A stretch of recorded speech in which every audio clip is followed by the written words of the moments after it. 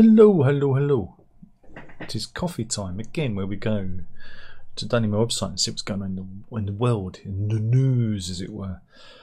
It's an update from yesterday's. Remember we did that story about that horrible old lady who's facing ASBO's antisocial behaviour orders and fines because she dared to feed the birds. Anne Seeger, she was reported by her neighbour. Here she is. Let's stare into the face of evil. I'm joking, of course. I think there's nothing wrong with her feeding the birds, but we now know who was responsible for her being reported. It's come out. They've revealed it's her neighbour. Her neighbour who reported her to the council. Now they got on. They used to get on together, but his behaviour has changed. And we do actually have a picture of him. His name is Darren Hall. There he is there, and he is the neighbour. So what can we learn from this? Just don't trust any bald men named Darren. I think that's the takeaway from that. But he is the one responsible for Mrs. Seego's woes. He is the one who reported her to Field Council in Lancashire over her bird feeding. But yeah, Miss Seago said when he first moved in, everything was fine. We got on well. But one day it all changed. He started playing loud music and banging the wheelie bin lid all the time, and then started complaining about the pigeons on his roof and blaming me for feeding them. He threatened to cut my lovely rose bush down because it was growing above the fence. So there we go. There we go. He's the man behind it all. But anyway, back to the news. I saw that and thought we could do a little thing about it. Right, what else have we? Okay.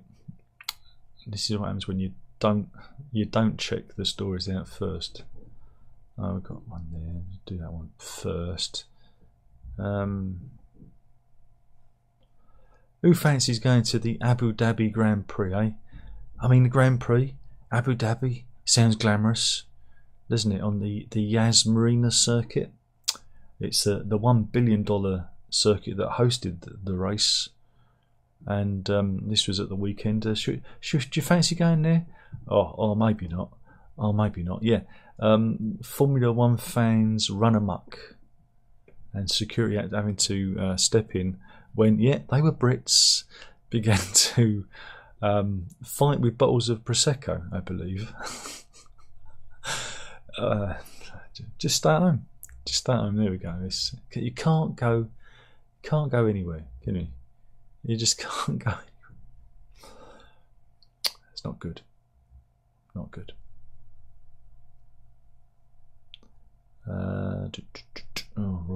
Royals.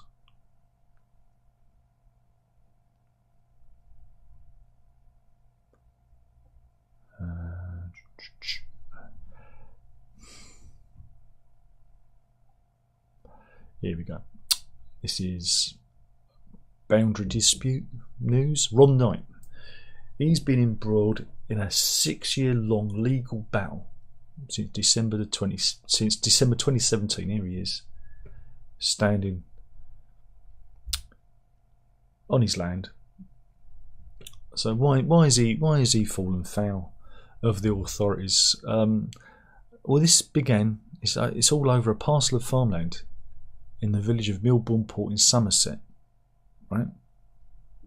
And he's stuck in a legal planning dispute with his local council. The 88-year-old removed a section of boundary wall so that he could access his land and ensure its upkeep, which alerted South Somerset District Council's planning enforcement team and prompted an enforcement notice to be sent. Mr. Knight and his two brothers sold off Cannon Court Farm, located off Goldings Lane at the southern edge of the village, in 1990 before relocating to Devon. But the parcel of land on Brook Street adjoining the farm stayed within their ownership, meaning that they remained responsible for its upkeep. The parcel of land later became landlocked after the property's new owner extended the farm and its buildings with previous access to the land parcel via existing roads blocked off. Mr. Knight removed the section of the boundary wall in October 2017 to gain access and used mowers and hedge trimmers to maintain the land.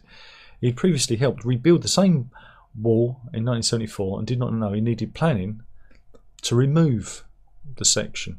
He was then sent an enforcement notice, which he failed to respond to, before invited to an interview under caution by police and subsequently appear in court. And this has incurred thousands and thousands of pounds in fines. And it looks like that Mr. Knight will have to sell up his home in Devon to pay off the fines. Linda Knight, his daughter, said, "My dad received an enforcement notice from South Somerset District Council in December 2017 to cease work immediately, along with a letter to appeal, which he didn't understand, to which he failed to respond, hence missing one chance to explain why he'd done what he'd done." He was then invited for an interview under caution by the police in March 2019 as he refused to rebuild the wall, and was summoned to appear in court for failure to comply in July 2020 with incurring costs of £300. He was subsequently fined £1,237.50, and then further costs were added in June. And yeah, this is the parcel of land involved, which he was trying to get access to in order to maintain it. So yeah, another look at him. Look at his criminal face. Look at him. Really, I'm sure there's a better way to deal with old age pensioners. So we've had a 97-year-old being harassed by the council, now an 88-year-old. Again, when you get to a certain age, ageism. That's what it is. Ageism. It is. Meanwhile, what else have we got? There's not. God, it's. Here we go. This is motoring news. And this time of year, you've got to be careful. You've got to be careful when you go out, because your windows can get icy, freeze up, a bit of frost. Yeah, he was convicted of dangerous driving last week following a trial at Dumfries Sheriff's Court, and this resulted with him getting a 12-month driving ban and a £500 fine.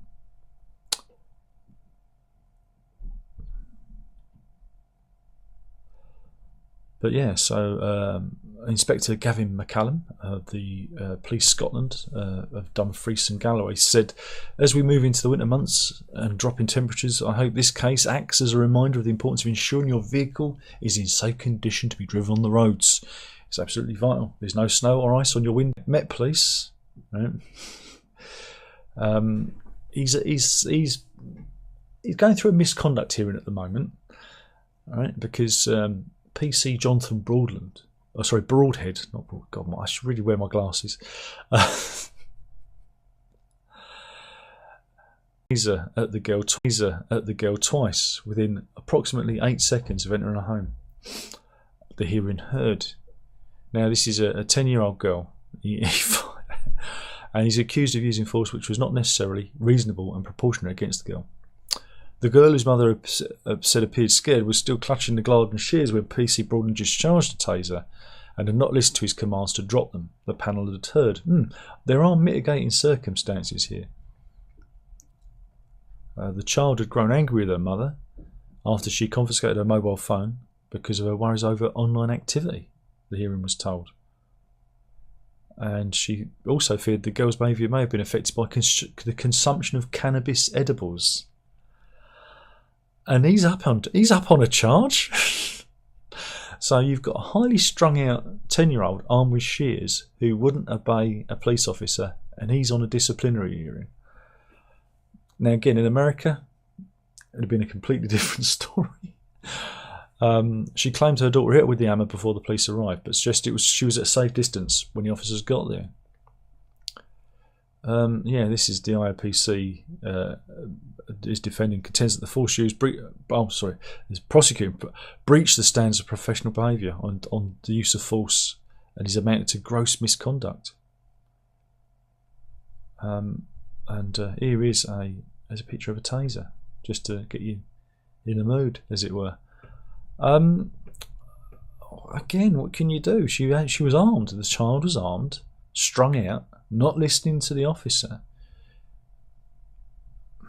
I don't know. Pepper spray, would that have worked? The child was left with 3 barbs in her skin, which had to be removed by paramedics, and she was kept in hospital overnight. Discharged the following day, at which point the barb injuries were still tender. And yeah, Oliver Chicha-Dover, who is presenting the case for the Independent Office for Police Conduct, added, the panel must decide that using a taser on a child of that age and that size while she was on the stairs of her home was consistent with the breach of the standard of professional behaviour, requiring all force to use necessary, reasonable and proportionate.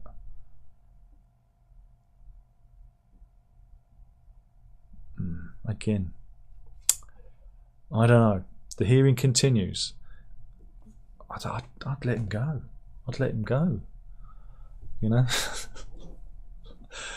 It's a tricky one, that, isn't it? I mean, how strung out was the child? I mean, she did have shears. She could have run at the police with the shears. She could have hurt her mother. Yeah. Remember, Google will start deleting inactive accounts this Friday. So if you haven't used your Gmail, your Google Drive, Google Docs, Calendar, Meet and Photos apps in a few years, they're going to be gone. You can fix it by just logging in. So I've heard. Just warning you, because it sounds bad. Meanwhile, back to driving news. Drivers have been warned that if you're getting your insurance online, to take extra care. The Insurance Fraud Bureau have put out a statement saying that many people are targeted every day by scammers who use paid advert spoof websites to appear at the top of Google, and other search engines are available, to dupe unwitting drivers, thinking that they're going to be directed to a genuine insurance website. But they inadvertently, make contact with one of these third-party sites via the ad, think that they're dealing with an actual provider, only to be trapped in legal agreements with unknown firms and facing costs up to £50,000. I've also heard where these fake websites, take your money, but there's no insurance, and so they send you like documents, but they're not real. And so when you drive around, the police nab you, you get your car taken off you, and all you've got is a useless piece of paper. So you've got to be very, very careful. And you've got to be very careful when buying online. You've got to check. So there's a stock image of a woman looking for insurance. There you go. That's your picture to go with that. So be careful. Just be careful out there. Just be careful.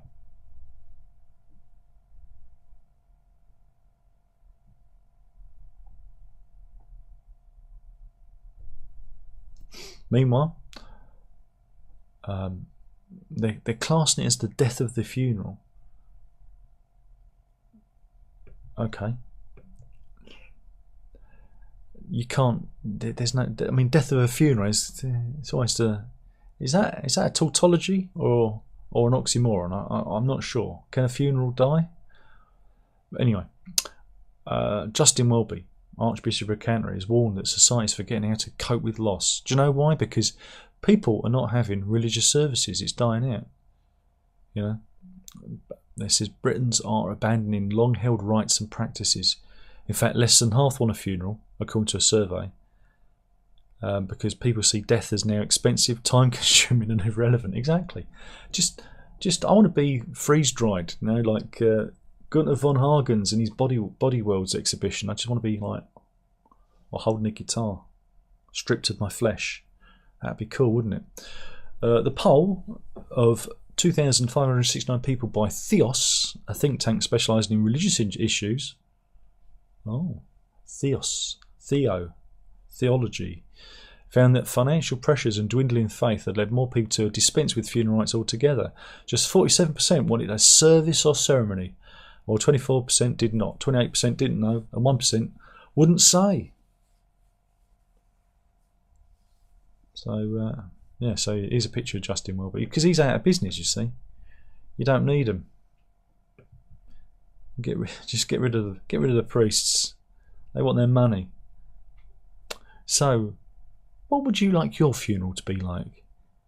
Leave your top 10 songs to be played at your funeral in the comments box below. Don't worry, you won't. You never do. So there you go. So we go from the death of the funeral to the death of WhatsApp. Apparently, right, WhatsApp has been regarded as too invasive. and people are fed up with the constant notifications that people are returning. They've got sick of WhatsApp and they're going back to SMS. Yeah, the Meta app, WhatsApp, is falling out of fashion. People are switching back to iMessage and just basic texting. One of those is dating expert Clarissa Bloom, 34, who's on average would receive 300 messages a day from the 12 groups she was in. The sight of WhatsApp messages pinging on her phone would leave her stomach in knots. So she had fear of text. You want fear of text? And it basically interrupts her life. Something my daughter described, because some kids out, I added her to a WhatsApp group, and she was continually getting pinged until she turned off the thing and got out of the group. Very invasive. But then social media is meant to be invasive because it's all about you interacting with it. So yeah, just use text message or write a letter. But you know, you got to go out then and post it.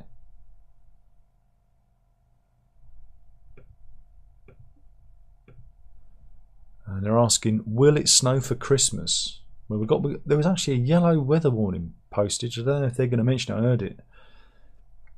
But yeah, the Met Office have shared its long-range weather forecast for the week of Monday, 11th of December to Monday, December the 25th. And they revealed that conditions are most likely to be changeable throughout the week. That doesn't help anyone, does it? Does that? So, yeah, we don't know yet. It's changeable. So if you're going to have a flutter, you better get in now while the odds are good.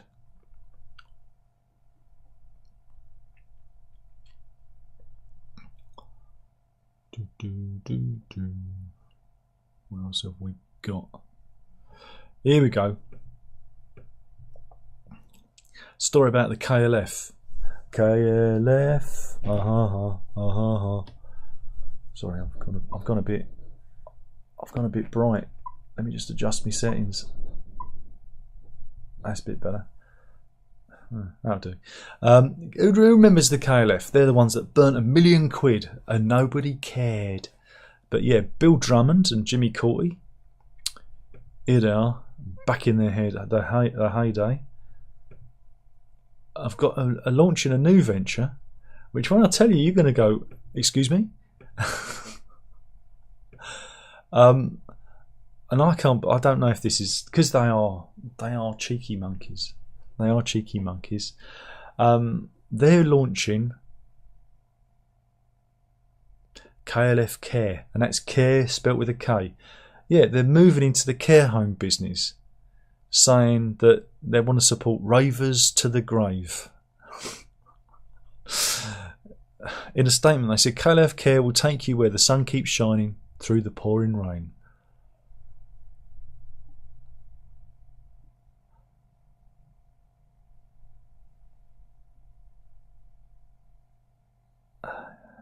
Right. Now, this is not the first time they've done strange stuff. They had was it 2017? They planned this thing called the People's Pyramid, which is going to be a pyramid made out of human ashes. That's where you end up after KLF Care. So yeah, it's just a very small story. Is there anything more to this? I'm trying to find out. KLF. I want to see if there's a website. It's just a website. It's a new website.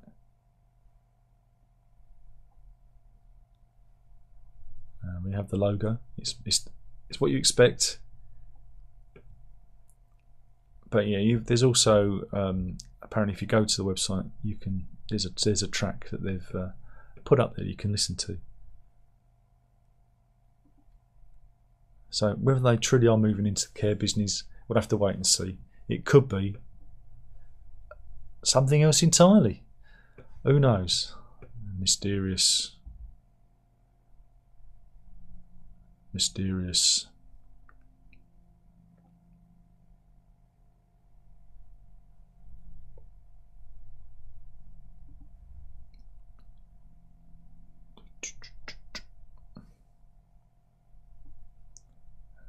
else have we got?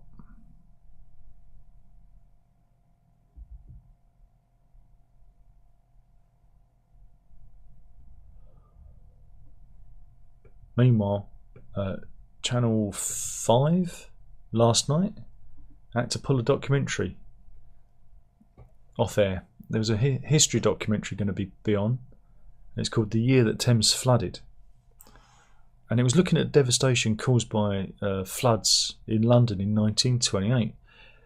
The thing is, Nicky Shaw, who is a self-proclaimed historian and has self-published books about Victorian murder victims and Georgian London, was going to appear on the show. But then people had to look into her background, and then they found this.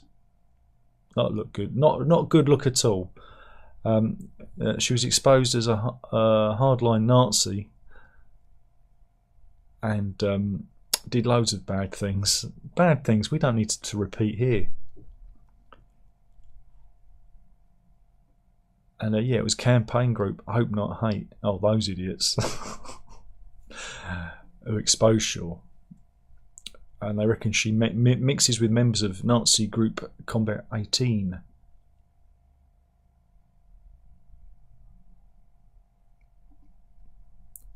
So yeah, they've had to pull the documentary. A Channel 5 spokesman said, "We will not be airing the film this evening, whilst producers look into this further." So there you go. Got to be careful out there.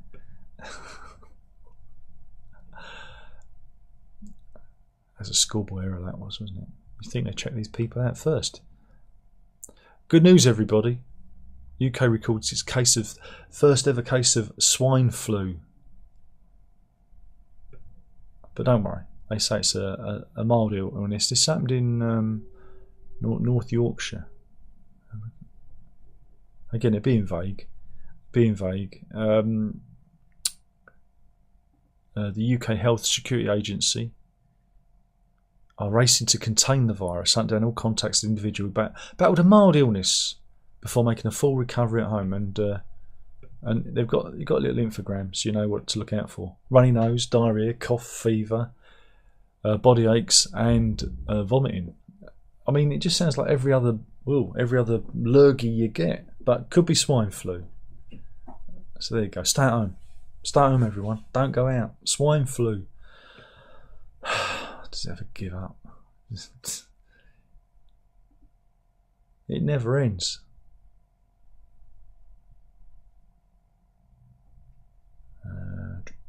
Any more?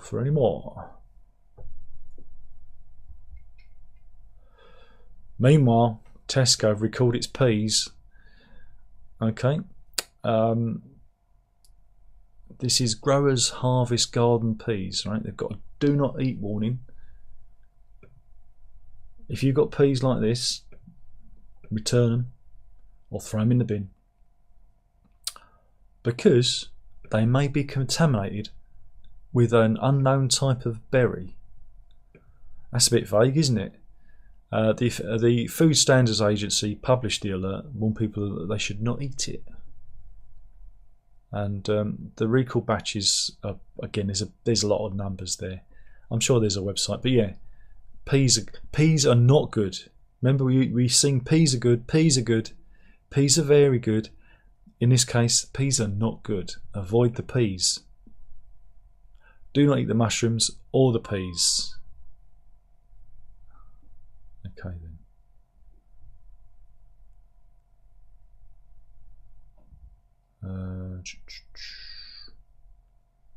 Let's have a look any more.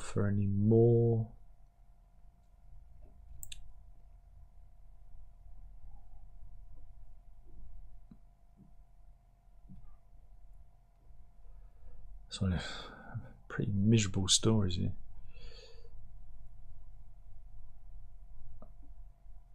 Just trying to find a good one. God blimey. I think the news is getting worse.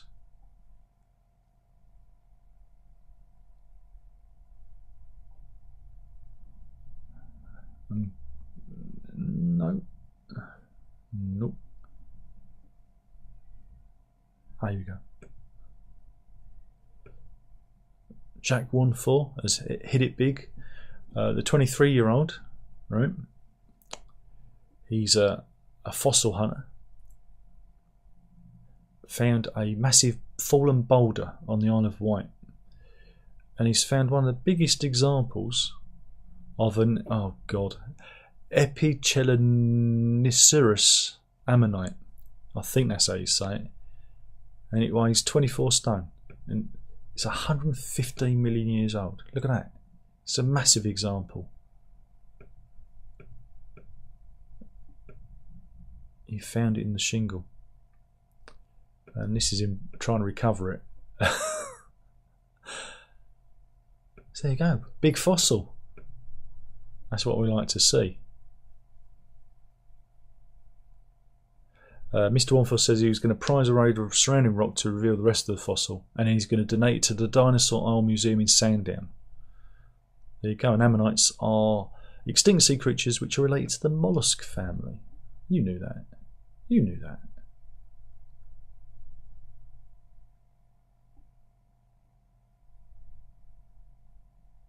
Meanwhile, do you remember we had insects inside people the other day? We got some pictures of insects inside people. This is a cockroach inside a woman's colon. Nice.